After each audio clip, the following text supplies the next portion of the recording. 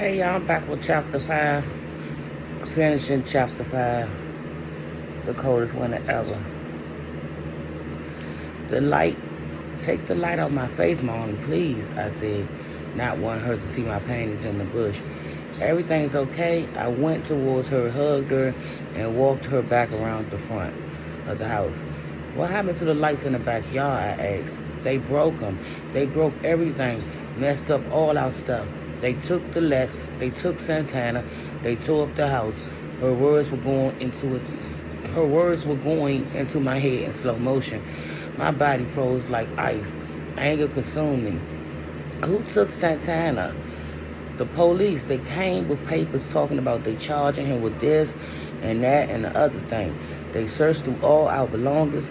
They cut up my damn mattress. They scared the shit out your sisters. They was crying and screaming. Where did they take him? Central Booking, the regular. They said they don't know where he'll end up. Just call the princess. They said he won't be arraigned until Monday since this is the weekend night. When did they come? Santana got back right after you left here. He said he had a feeling that something wasn't right.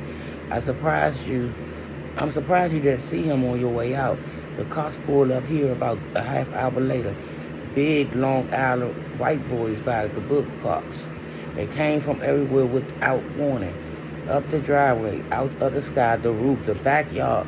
Before I knew it, they were inside the house, outside the house, all in everything like roaches. They arrested everybody. Santana, our security, everybody except me and the kids. I didn't know how to get to you when eventually I beat midnight. It was about 10 p.m. I told him what happened and asked him to go out to that school to tell you to come back here.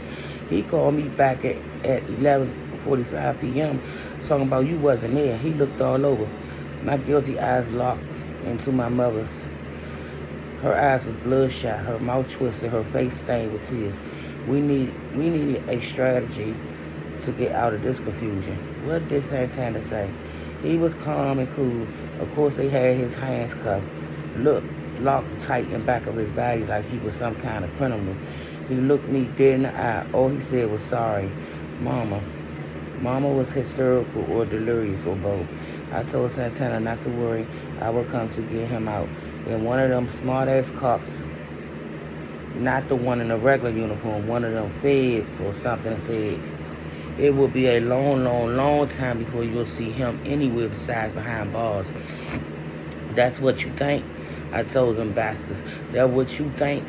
The next cop picked up your picture and was like, ooh, that's a fine ass. That's when Santa started breaking. He said he would make it so he would make it so that the cop would never see his own kids again. The other cop started reading his rights. Mommy, how many cops were they? Inside or outside the house? Both. About 15 cops inside and 20 outside. In the back, everywhere.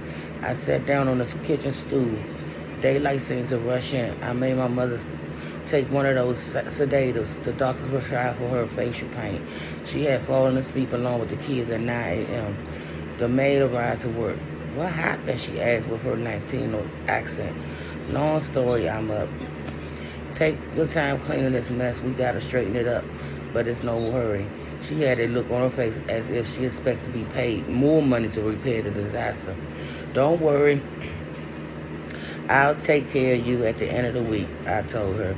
Money, I thought. Santana's gone. How will we get money? The upstairs safe popped into my head. The one situated behind my mother's closet that I wasn't supposed to know about. I ran upstairs. I pushed my mother's door gently, not wanting to disturb her. She was there sitting on the bed smoking a cigarette, something I never ever saw her do. Looking for the safe? She asked. It's gone. It's empty. It's gone. She pointed to the closet where the safe door was open and empty. Them bastards had warrants, papers, a whole bunch of shit. They said they'd been watching us for a long time.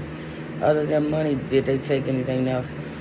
Other than money, she said sarcastically. Okay. Other than the $150,000 they stole from our safe for evidence, they said. Evidence. They're probably out shopping with that dough right now.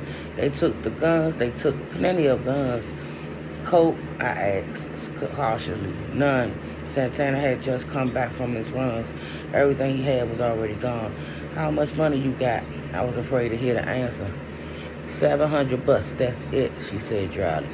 I had $950 myself. That made a total of $1,650, which based on what we were used to spending, might as well have been $17.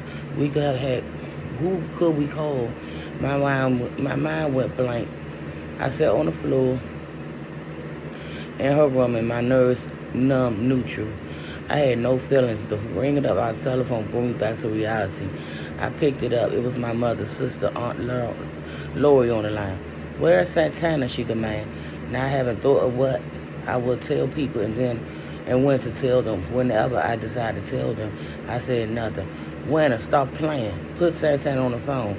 These motherfuckers came and picked up Stevie out of here this morning, and I need Santana to send somebody over to see what's happening and to bring some money so we can have him out of there. Santana's not here right now, Aunt Lloyd. Call back in a little while. Mommy don't feel good, or I'll call you back. Sorry about what happened. I'll give Santana the message. Winter, these motherfuckers went crazy out here. Arrest everybody. Tell your father somebody gotta come help us out down here. By sundown, it was apparent it was a total wipeout. One by one, women's voices filled with fear, rage, and hysteria, called demanding that Santana rescue their husbands, brothers, sons. They had all been bagged. I contacted Santana lawyer, Bob. He was already on the case. He told me that right now there was nothing he could do but wait. He had phoned the precinct and verified Santana's presence. Now he awaited arraignment and placement. He was seeing what the bill looked like, what all the charges were, and what the evidence was like. He told me to come down to the office on Friday to handle matters and to bring my mother. The maid did a hell of a job bringing the house back together again. I slid her 50 spot for the extra work. It killed me to let go of that cash, but I did it just to keep the peace with her. I need her to wash the kids. The maid grabbed the money real quick and held onto it real tight. And I'll be back with chapter 6. Bye, Mariatas.